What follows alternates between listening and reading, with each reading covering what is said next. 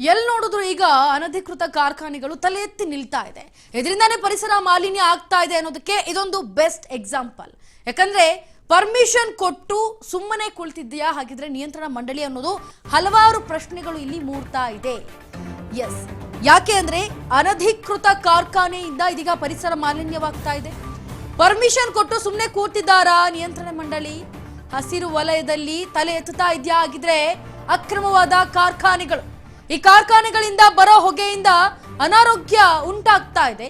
ಅನಧಿಕೃತ ಕಾರ್ಖಾನೆಗಳಿಗೆ ಪರ್ಮಿಷನ್ ಕೊಟ್ರ ಹಾಗಿದೆ ಅಧಿಕಾರಿಗಳು. ಆರ್ ನಗರದ ಪರಿಸರ ಅಧಿಕಾರಿ ಸುನಿತಾ ವಿರುದ್ಧ ಇದೀಗ ಆಕ್ರೋಶವನ್ನು ಹೊರಹಾಕ್ತಾ ಇದ್ದಾರೆ. ಬೆಂಗಳೂರು ಉತ್ತರದ ತಾವರೆಕೆರೆ ಹೋಬಳಿಯಲ್ಲಿ ನಡೆದಂತಹ ದುರ್ಘಟನೆ ಇದು. ಅಲ್ಯೂಮಿನಿಯಂ ಗ್ರಾನೈಟ್ಸ್ ಆಗಿರ್ಬೋದು, ಇದೆಲ್ಲ ಈಗ ತಲೆ ಎತ್ತುತ್ತಾ ಇದೆ. ಫ್ಯಾಕ್ಟರಿಗಳು, ಅನಧಿಕೃತ ಫ್ಯಾಕ್ಟರಿಗಳು, ಈ ಕಾರ್ಖಾನೆಗಳು ಪರಿಸರ ಮಾಲಿನ್ಯಕ್ಕೆ ಮೂಲ ಕಾರಣವಾಗ್ತಾ ಇದೆ. ಈಗ ಎಲ್ಲಿ ನೋಡಿದ್ರು ಪರಿಸರ ಮಾಲಿನ್ಯ, ಅದರಲ್ಲಿ ಈ ಅನಧಿಕೃತ ಕಾರ್ಖಾನೆಗಳೊಂದು ಬಾಕಿ ಇದ್ವು. ಪರ್ಮಿಷನ್ ಕೊಟ್ಟಿರೋದು ಅಂದ್ರೆ ಪರ್ಮಿಷನ್ ಕೊಟ್ಬಿಟ್ಟು ಸುಮ್ಮನೆ ಕೂತ್ಬಿಟ್ಟಿದಾರ ನಿಯಂತ್ರಣ ಮಂಡಳಿ ಅಂತ.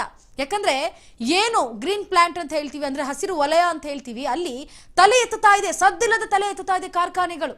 ಈ ಕಾರ್ಖಾನೆಗಳಿಂದ ಬರೋಂತಹ ಹೊಗೆಗಳು ಅಲ್ಲಿನ ಜನರಿಗೆ, ಸುತ್ತಮುತ್ತ ಇರುವಂತಹ ಜನರಿಗೆ ಅನಾರೋಗ್ಯ ತಂದು ಕೊಡ್ತಾ ಇದೆ. ಇದ್ರ ಬಗ್ಗೆ ಮತ್ತಷ್ಟು ಡೀಟೇಲ್ಸ್ ಅನ್ನ ಕೊಡೋದಕ್ಕೆ ನಮ್ಮ ಜೊತೆ ಲೈವ್ ನಲ್ಲಿ ಜಾಯಿನ್ ಆಗ್ತಾ ಇದ್ದಾರೆ ಮಂಜುನಾಥ್. ಎಸ್ ಮಂಜುನಾಥ್, ಇದೀಗ ಅನಧಿಕೃತವಾಗಿ ಕಾರ್ಖಾನೆಗಳು ತಲೆ ಎತ್ತುತ್ತಾ ಇದೆ ಸದ್ದಿಲ್ಲದೆ, ಅಂದ್ರೆ ಈಗ ಇದಕ್ಕೆ ಅಧಿಕಾರಿ ಪರ್ಮಿಷನ್, ಅಂದ್ರೆ ಸುನಿತಾ ವಿರುದ್ಧ ಲಂಚದ ಆರೋಪ ಒಂದ್ ಕಡೆ ಕೇಳಿ ಬರ್ತಾ ಇದೆ. ಹಂಗಾದ್ರೆ ಸುನಿತಾ ಅವ್ರದ್ದು ಏನಾದ್ರು ಕೈವಾಡ ಇದ್ರಲ್ಲಿ ಇದೆಯಾ ಅಂತ? ಹೌದು ಇಂಚರ, ಕಾಡು ಬೆಳೆಸಿ ನಾಡು ಉಳಿಸಿ ಪರಿಸರ ಉಳಿಸುವುದು ನಮ್ಮೆಲ್ಲರ ಜವಾಬ್ದಾರಿ ಅನ್ನುವಂತಹ ಅಧಿಕಾರಿಗಳೇ ಎಲ್ಲೋ ಒಂದು ಕಡೆ ಪರಿಸರವನ್ನ ಹಾಳು ಮಾಡೋದಕ್ಕೆ ಮುಂದಾದ್ರ ಅನ್ನುವಂತಹ ಪ್ರಶ್ನೆ ಇದೀಗ ನಮಗೆ ಕಾಣ್ತಾ ಇರುವಂತದ್ದು. ತಾವರೆಕೆರೆ ಹೋಬಳಿಯಲ್ಲಿ ಸಾಕಷ್ಟು ಕಾರ್ಖಾನೆಗಳು ಇಲ್ಲಿಗಲ್ ಆಗಿ ತಲೆ ಎತ್ತಿವೆ ಅನ್ನುವಂತಹ ಮಾಹಿತಿ ನಮ್ಗೆ ಈಗ ಸಿಕ್ಕಿರುವಂತದ್ದು. ಈಗ ತಾವು ದೃಶ್ಯದಲ್ಲೇನೆ ಗಮನಿಸ್ತಾ ಇದ್ದೀರಲ್ಲ, ಈ ಎಲ್ಲಾ ಬೆಳೆಗಳು ಹಾನಿಯಾಗೋದಕ್ಕೆ, ಮತ್ತೆ ಅಲ್ಲಿ ಒಂದು 100 ಮೀಟರ್ ನಲ್ಲಿ ಏನಂತಂದ್ರೆ ಒಂದು ಸ್ಕೂಲ್ ಕೂಡ ಇದೆ. ಹಾಗೆ ಅಲ್ಲಿ ಸುತ್ತಮುತ್ತಲು ವಾಸ ಮಾಡ್ತಾ ಇರುವಂತಹ ಜನ ತಮ್ಮ ಜೀವವನ್ನ ಕೈಯಲ್ಲಿ ಹಿಡ್ಕೊಂಡು ಬದುಕ್ತಾ ಇರುವಂತಹ ಪರಿಸ್ಥಿತಿ ಎದುರಾಗಿದೆ. ಈ ಬಗ್ಗೆ ಅಂತಂದ್ರೆ ಪರಿಸರ ಅಧಿಕಾರಿಗಳಿಗೆ, ಅಂದ್ರೆ ಆರ್ ನಗರ ಉಪವಿಭಾಗಕ್ಕೆ ಬರುವಂತಹ ಪರಿಸರ ಅಧಿಕಾರಿಗಳಿಗೆ ಸಾಲು ಪತ್ರ ಬರೆದಿದ್ದಾರೆ. ನಮ್ಮ ಜೀವ ಉಳಿಸಿ, ಈ ಇಲ್ಲಿಗಲ್ ಆಗಿ ನಡೀತಾ ಇರುವಂತಹ ಕಾರ್ಖಾನೆಗಳನ್ನ ಬಂದ್ ಮಾಡಿ ಅನ್ನುವಂತಹ ಒಂದು ಪತ್ರ ಬರೆದ್ರು ಕೂಡ ಎಲ್ಲ ಒಂದು ಕಡೆ ಅಧಿಕಾರಿಗಳು ನಿರ್ಲಕ್ಷ್ಯವನ್ನ ತೋರಿಸ್ತಾ ಇರೋದನ್ನ ಇಲ್ಲಿ ನಾವು ನೋಡ್ತಾ ಹೋದ್ರೆ, ಈ ಕಾರ್ಖಾನೆ ಮಾಲೀಕರ ಜೊತೆಗೆ ಎಲ್ಲೊಂದ್ ಕಡೆ ಅಧಿಕಾರಿಗಳು ಕೈ ಜೋಡಿಸಿದಾರಾ ಅನ್ನುವಂತಹ ಪ್ರಶ್ನೆಗಳು ನಮಗೆ ಅಂತಂದ್ರೆ ಇಲ್ಲಿ ಕಾಣಿಸ್ತಾ ಹೋಗ್ತವೆ.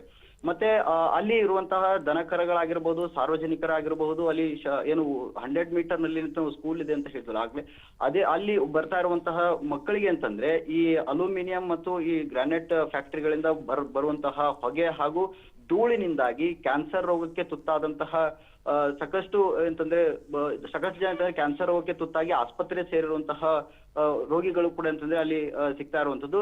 ಆದ್ರೆ ಅರಣ್ಯ ಅಧಿಕಾರಿಗಳ ಗಮನಕ್ಕೆ ಇದ್ದು ಈ ಕೆಲಸ ನಡೀತಾ ಇದೆಯೋ, ಅಥವಾ ಬರೀ ಅಧಿಕಾರಿಗಳೇ ಒಂದು ಈ ಲಂಚವನ್ನ ತೆಗೆದುಕೊಂಡು ಇವರಿಗೆ ಅನುಮತಿಯನ್ನು ಕೊಟ್ಟು ಆ ಒಂದು ಭಾಗದಲ್ಲಿ ಇಲ್ಲಿಗಲಿಗೆ ಕಾರ್ಖಾನೆಗಳನ್ನ ನಡೆಸೋದಕ್ಕೆ ಅನುಮತಿಯನ್ನು ಕೊಟ್ಟಿದ್ದಾರೋ ಅನ್ನುವಂತಹ ಒಂದು ಪ್ರಶ್ನೆಗಳೀಗ ಮೂಡ್ತಾ ಇರುವಂತದ್ದು.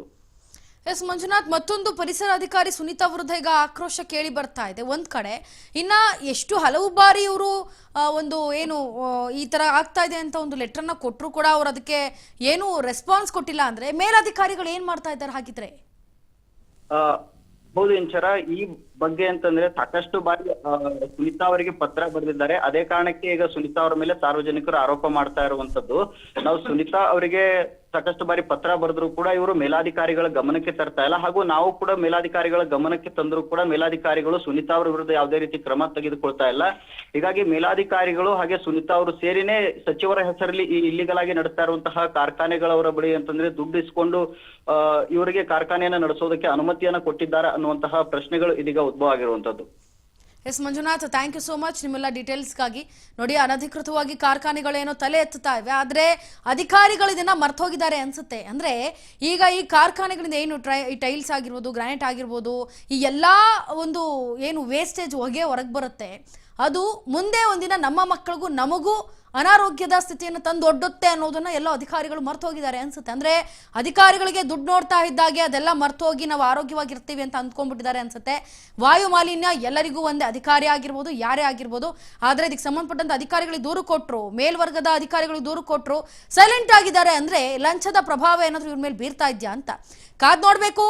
ಏನೇನಾಗುತ್ತೆ ಇದ್ರ ಬಗ್ಗೆ ಅಂತ ತನಿಖೆ ಆಗ್ಬೇಕು ಇದ್ರ ಬಗ್ಗೆ.